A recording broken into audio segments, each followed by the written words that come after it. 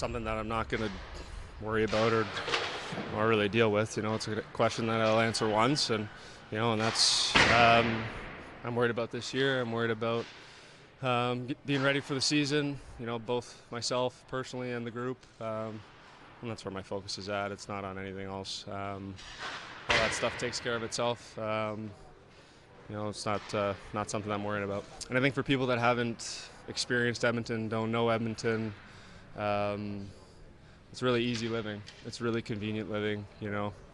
There's no hour drive. There's no traffic. Although the construction could be better, but it's really convenient living. It's really easy living. Stress-free living. So, it checks a lot of boxes for a lot of guys. It's not the beach or it's not beautiful weather all the time, but we're here to play hockey and we're here to be a part of something, and I think guys want to do that. Connor McDavid practically should be conducting all the tourism slogans for Edmonton, because that was the best document of Edmonton I think I've ever heard, and I love what he said about the city. Easy living. He seems to love it there. CJ, Chris Johnston, back with us, our hockey insider. So I guess he said it. He's had his say. He's not going to talk about it anymore. He's not concerned about a contract extension. So can we just put it all to rest, CJ, at this point, do you think? Well, I think on some level we can put it to rest, just in terms of there's not an actionable item here. You can't even sign a deal until next summer. But I don't know that it can be entirely put to rest until he does finally get his signature on a deal. Perhaps it'll be next summer, perhaps closer to 2026 when he's a free agent. And, one other box I think we should all focus on that Connor McDavid wants to tick. He wants to win. He wants to play somewhere where he feels he has a chance to win the Stanley Cup. And obviously, with what happened in Edmonton last year, getting to Game 7 of the Cup final, losing in about as close a way as a team could, falling just short of a championship.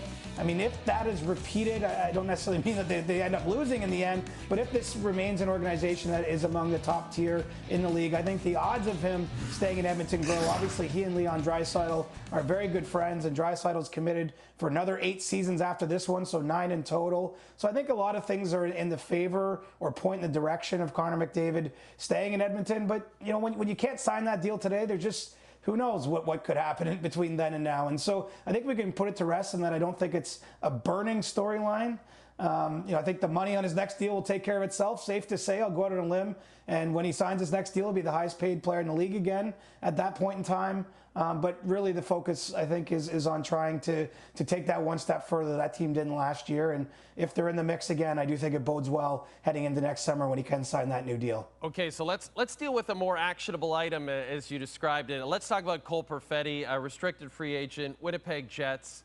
Really came into his own more last year with the team, got a bit more ice time. Any update on Perfetti's negotiations with Winnipeg, CJ?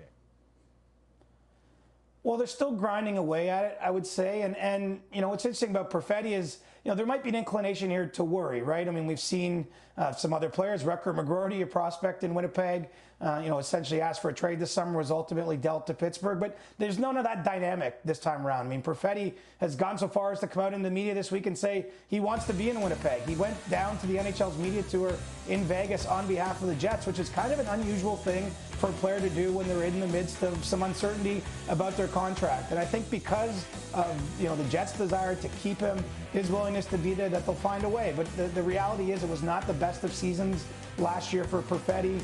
He's seeing some of his peers cash in on their second NHL contracts. You can understand why he might be inclined to want a longer-term deal, and some of the big money others have got. Perhaps they can find a happy medium in more of a bridge type of contract. I think that's a little bit of the way the discussions have been going on. But there's no red flags here in terms of this getting done, no sign of animosity, and I think that's a great thing, obviously, for the Jets and for Perfetti. And then maybe the most notable restricted free agent right now, Chris, is Jeremy Swayman of the Bruins. Linus Ullmark gets dealt to Ottawa in the offseason. Swayman, the clear #1 in Boston. Any update on those negotiations between Boston and Swayman? Well, the fact that that trade was made tells you that Swayman's got a lot of leverage in these talks. I mean, he's had such a great start to his career. His numbers are among some of the best goaltenders in terms of any comparables that he and his side bring to the table. And so, obviously he's looking for a big deal. What I'll say is this. There's been a lot of speculation on the Swayman front. The sense I get is there's way less concern inside the talks, behind the scenes, with the people involved in those talks than there might be in terms of some of the discussion publicly. And, sort of like I talked about Perfetti going to the Vegas media tour on behalf of the Jets, Swayman's been in Boston skating with his teammates. I think that's a good sign. It's a sign of someone who wants to be there, wants to be with the team. That some of the animosity that can sometimes come into these sort of negotiations isn't present. And, look, we'll have to see how this plays out in these coming days. It becomes so vital now, right? I mean, deadline, it's a soft deadline, but the start of camp is a big day to get any of these restricted free agent deals done. And so for Swayman and the Bruins, I do think next week looms as a pretty important deadline in their talks. But, as I say, my sense is that they're going to find something that gets him into training camp because it's an important season for the team and he's such an important player to that organization.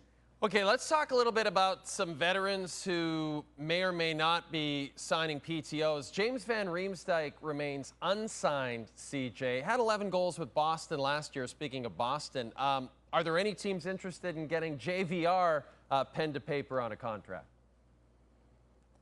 There's certainly teams interested in giving him a tryout agreement, and I think that that's the best way to describe where he's at right now. I look at a team like the Detroit Red Wings. They showed interest in trying to trade for James van Riemsdyk towards a trade deadline a couple years ago. It didn't end up happening, but I do think that there's been at least some interest perhaps there for a tryout situation. I mean, look around the league. Columbus, Calgary, Carolina's bringing Sam Gagner to camp, but some of these teams are out there looking for veteran forwards, and really there's no commitment with those tryouts. I mean, it's just a chance to come to camp and try to earn and win a job. And I do think ultimately we're going to see James van Riemsdyk in a camp with the team. I mean, he understands this could be his last kick at the can.